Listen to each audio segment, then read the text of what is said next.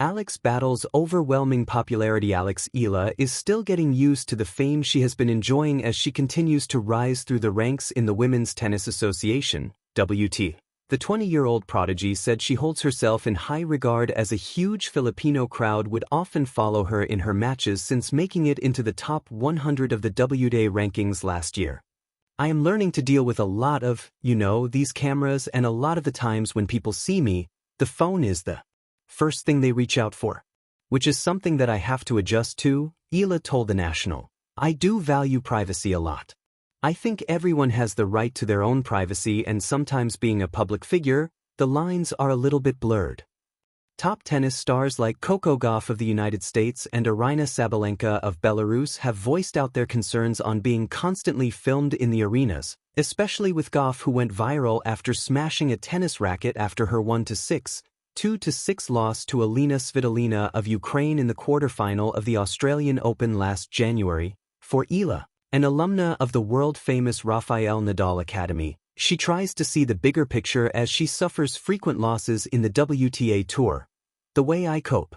And I think a part of this journey is learning to be self-aware in terms of knowing what I need to do to kind of step back and regroup, because in the end in tennis you lose a lot and some losses are going to be more difficult than others, Ila said.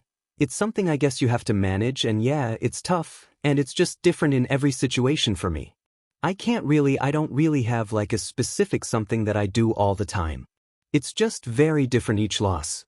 Ila is now in the United Arab Emirates, ready for the tough challenges that await her in the main draw of the Dubai Tennis Championships from 15 to February 21 at the Aviation Club Tennis Center. She was initially listed to compete in the qualifying round but was eventually given a slot in the main draw of this prestigious WTA 1000 event following her rise to number 40 in the world ranking. With that, she is set to face the big guns of professional tennis like Sabalenka, Iga Swiatek of Poland, and defending champion Mira Andreeva of Russia and newly crowned Australian Open champion Elena Rybakina of Kazakhstan. Philippine Women's Open champion Camila Osorio of Colombia will also join the Dubai tourney along with Dana Vekic of Croatia and Janice Tien of Indonesia. Dubai will be her third and final stop in the Middle East after competing in the Abu Dhabi Open and the Qatar Open in the first 2 weeks of February. Ila made it as far as the quarterfinal in the Abu Dhabi Open before a heartbreaking 3-6 loss to world number 10 Ekaterina Alexandrova of Russia last February 6 at the Zayed Sports City International Tennis Center the Qatar Open. She suffered an early exit after a 6-7, 1-6 defeat at the hands of world number 48 Tereza Valentova of the Czech Republic. Ila will be fresh entering the Dubai tourney as she had at least a week of rest and recovery following a grueling schedule that included stops in Australia and New Zealand early this year. After Dubai, Ila will fly to the United States for the BNP Paribas Open and the Miami Open in March. Alex never meant to become a legend at 16. He only wanted to post a short video of himself building a wind-powered skateboard in his garage. He'd filmed it on a cracked phone, laughing when the cardboard prototype collapsed. He titled it, "This Might Explode Face with Tears of Joy," and uploaded it to YouTube before going to be EDBY morning. It had 2 million views to BY the end of the week, 20 million at BY the end of the month. Alex couldn't walk to the grocery store without someone whispering, "That's him." The meteor Alex lived in a quiet town outside Seattle, where rain softened everything: the sky, the sidewalks, the people's voices. But the internet had no such softness. It amplified. It sharpened. It echoed. His skateboard video had been shared on TikTok, dissected on Reddit, and meme-ified across Instagram. People loved his awkward laugh. They loved the way he didn't edit out his mistakes. They loved that he didn't seem to know he was lovable. Brands began sending emails. Podcasters asked for interviews. A late-night show in New York City invited him to appear as the genius kid who builds crazy stuff. Alex didn't feel like a genius. He felt like someone who forgot to clean his room. Popularity arrived like a tidal wave, glorious, glittering, and utterly indifferent to whether he could swim. The glow at first, the attention felt like sunlight after years in the shade. His subscriber count climbed past 5 million. His school announced him over the intercom. Teachers smiled differently now. half proud, half cautious, as if he were made of glass and endorsements. When he posted a second video, this time a solar-powered backpack, views doubled. Comments poured in, "You're the future. Never change. Post more." Post more. It became a drumbeat.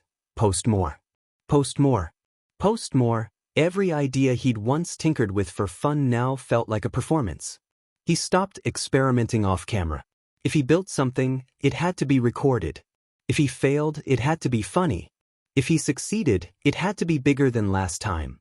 His garage transformed from a sanctuary into a studio.